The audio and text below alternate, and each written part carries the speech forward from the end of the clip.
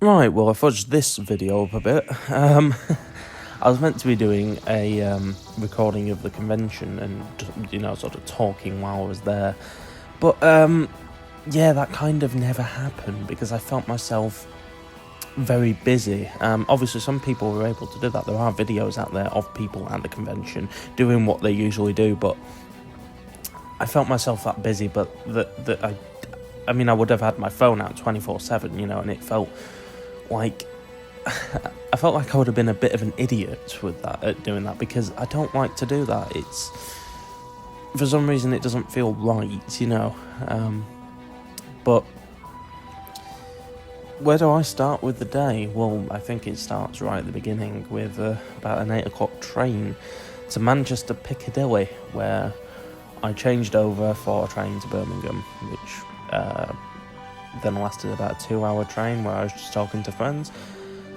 Met up with the people that I was going to go to the convention with, and then we went over to the NEC via footbridge, or something like that. Anyway, I think it was a footbridge or some kind of tunnel, I guess, where the NEC is pretty much on the other side. I think it's pretty clever, actually, to have the NEC directly near the train station, because it means that you don't have to really walk that far. It's a nice change of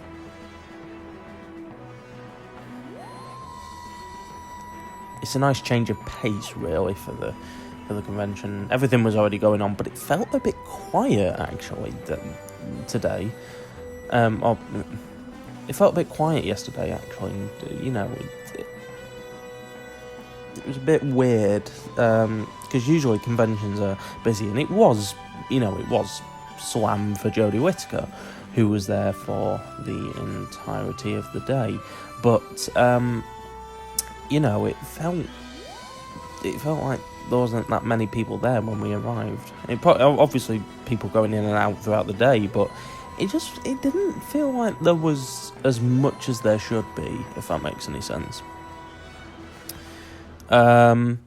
So, and kind of went through the day meeting people, seeing some old friends. Met Andy Price for the first time. Lovely guy, by the way. Andy Price has always been very nice to me. I met a person cosplaying as the Joker. And I managed to find some Doctor Who action figures for myself, which I will be showing pretty soon. I saw some other cosplayers, got a couple of photos and things like that, as you do, really. And I think we'll go through each of the photos and I'll have a small discussion about it, really. I guess a small story.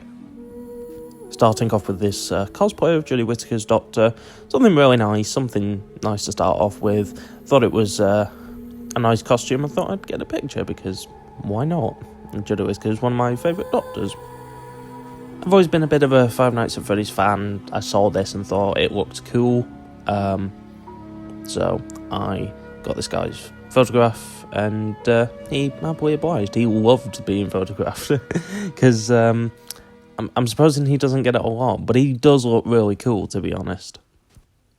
This is someone that one of my friends saw on the train, and we thought it was hilarious because, the Joker carrying coffee. And I'd seen him at the convention, approached him, said hi, and everything, and just had a bit of a chat, really. We had quite a couple long chats. He's a really lovely guy to talk to. And I showed him the photo. He said, "Oh my God, can you send me that?" And I did. I sent it in via Facebook, and we kind of became friends after that. Really lovely guy, really open-minded and loving to chat and discuss, whatever there is to discuss. Very. And the subject got onto It, which is where this video comes from. And he said, "Oh, I can do the dance." I said, "You've got to do that in Joker costume." So he did, and it was hilarious. A lot of us were laughing, and it was funny. Being a big Ace fan, I saw this cosplayer dressed as Ace, and I thought I have to get a photo. Looked really nice, looked pretty accurate. And I mean, I don't know if the badges, all of the badges are accurate. You might have to tell me, someone on YouTube. But it looked really, really nice, and I did really like it. Next up, I met the wonderful and really, really kind Dominic G. Martin, who was cosplaying the 10th Doctor, and I saw him quite a few times throughout the day, you know, in passing, and finally approached him and said, "Hey, do you mind if I take a photo of you, because I like your costume?" And he said, yeah, sure, go on. And we had a little chat. I showed him my Dalek, and we talked about the, you know, the current sort of series and everything about that, and he was just really kind and really nice to talk to, and very, very open, and very because the thing is, because of his popularity on YouTube, I thought he might be a bit quote-unquote conceited, but he was really lovely. He was like, "Oh, thank you," you know, and I did compliment his work on his Doctor Who series. I think it's a really good series, and I said, you know, "I've always loved your YouTube channel." I said, "Oh, thank you," you know. So, a really nice person to talk to and meet. Ended up getting a picture with the Joker, and the thing is, like, I wasn't originally planning to get photos of myself apart from with JODIE Whittaker, but I just thought I should, because it's fun, you know. It's fun to get into your character and cosplay. I wasn't quote unquote cosplaying. I was rather in casual clothing, really. It was a bit more hidden and disguisable, but I was carrying a sonic screwdriver, and I thought, oh, I'll kind of try and work into a Doctor Who costume that I've sort of made on my own, which is quote-unquote bullshit, but, you know, that's as it is. Thankfully, it wasn't all bad on the Doctor Who figure front. I did manage to find these, and I will be reviewing them at some point. All loose. Perry was £20, and the Ice Warrior was £30, and they were really nice, and they were still in good condition, you know, so I thought, I've not got these yet, why not, you know. They had Ace from Silver Nemesis for £4. I was considering it, and I'm not going to lie, it was boxed as well, and that's the awesome thing. But the problem is that there's going to be an announcement on Monday, which I will do a little video talking about. But there is going to be an announcement on Monday, and I need to save the money for that. It looked like Calvin Hugh was there, from Wigan, and I'd seen them going around. I thought, oh, you know, hello, and I'd sort of seen their YouTube and Facebook stuff. Really, like I said, I'd seen it, never really quote unquote fully got interested, but they're really nice. You know, the guy who does it is really nice, and he was obliged to get a photo and everything like that. It was really funny, actually, to be honest. And he was doing it in very sort of cartoony puppet style, sort of, you know, way. It was really funny and really fun to watch. I managed to get a chance to sit in the DeLorean, and the really awesome thing about this is a DeLorean that has been sat in by the cast of Back to the Future, and has also been used in Ready Player One, which is really awesome. It was also at Universal Studios a couple of times, I think. I don't know if how much of it is quote unquote true or not, but this is what the guy who was, you know, who owned it was telling me and things like that.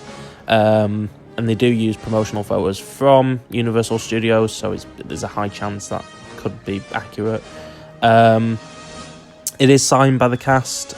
I don't know the story behind the actual car itself, but the point is that you know, it is signed, and they have sat in it, as they've got photos of them actually sat in it and things like that. And it's a really lovely car. I do like it. I'd love to get one, but it cost a bomb. Just before queuing for Jodie's photograph, I managed to nab this for about £30. It wasn't too bad. It was the John Sim Master with an autograph on the front, you know, like one of the promotional photos with an autograph on the front.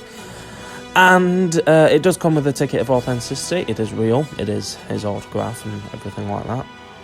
And I thought it was not bad for its pricing.